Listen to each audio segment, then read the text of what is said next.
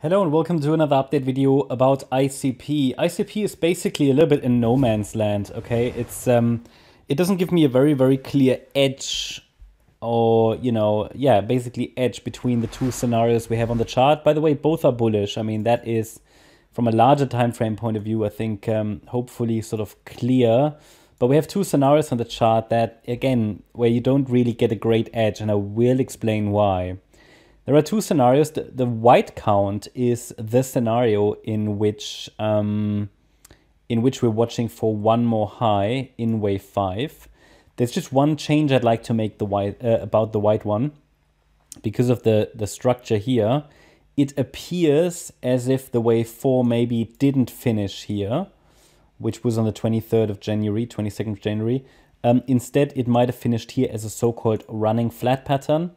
It doesn't really make a difference to the scenario because it was never invalidated, but we never reached the target area, the ideal target, for this fifth wave, circle wave 5 in 1, which is here between $18.51 and basically $27.95. Okay, so that's the ideal target area, never reached. Therefore, I don't really want to communicate wave 5 of 1 as completed.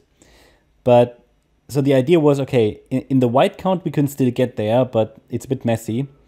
This here, the last rally looks like a 3-wave move, like an ABC structure. Yeah.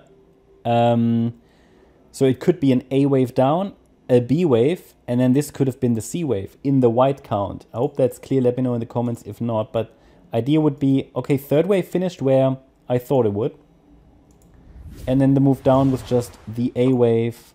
This here looks like the B wave and the C wave. I mean, we don't need to adjust anything because literally only the labeling changes, basically. It would have an impact slightly on upside targets, though.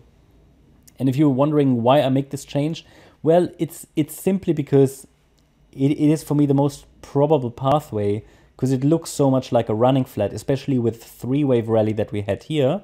Okay, it's just, you know, what else would I do? I mean, I could also say, okay, maybe wave 4 finished here, and this was the wave 1 to the upside, this a wave 2, but then this move down looks too impulsive for a wave 2, and the move up looks too corrective for a wave 1. So it makes sense, and I like that count actually, this running flat idea, okay? Especially now the upside momentum could be wave 5 of 1. It would, as I said, have a minor impact on upside targets, because all I need to do is to shift this a little bit up. So we should now get in wave 5 to $20.77 to $31.37 ideally, okay? All considering that this chart is not a great chart, and is not a chart that gives me, let's say, the clearest pattern. So it's a little bit of, yeah, being flexible. But that's a count I like with the wave 4 low in place. It's also possible in the yellow count that we have started the C wave to the downside, but the strong upside action rather suggests that we haven't started a C wave to the downside. Again, both are bullish. Both should eventually give us a deeper pullback. Now, in the white count, we should make quite a substantial higher high, though. In the yellow count, yeah, in the yellow count, we should have wave 1 already in. And wave 2 should have started. I don't see strong evidence that wave 2 has started. Unless this here is wave 1. This here is wave 2. This is 3, 4, 5. So how can I distinguish the two? It is actually very simple. I would argue if we now see a convincing break below the 20th of March low, or that, what is that, 20th of March low, yeah. Convincing break below 1066, it would suggest that the C wave to the downside is unfolding as a 5-wave pattern. That also gives you a clear stop level, actually, if you're trading the 5th wave to the upside, yeah? But then, again, just bear in mind, it's not the clearest chart. It's a bit in no man's land. I prefer white at this stage, yeah? And I might change my opinion about that going forward, but that's sort of how I see it. There's going to be structural resistance in the area between $16.35 to maybe $17, these two swing highs. And if we get above that, yeah, then it would suggest this is wave 5.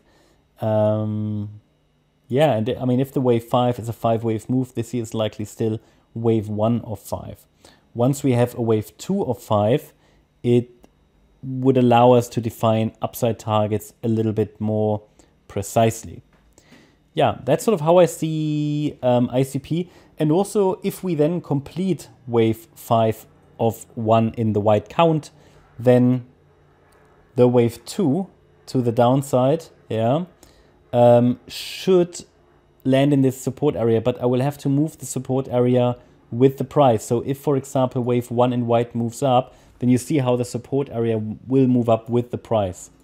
So this is a temporary support area. It's a nominal support area. It will change together with the price as we climb higher. And I can really only lock it down once the wave 1 has formed the top. That's my update about ICP. I hope you liked the update. If you did, please hit the like button, leave a comment and subscribe. And if you really like the content, then please check out the channel membership. Also, make sure that you follow us on Instagram and Twitter for additional content. Thanks a lot for watching. Bye-bye.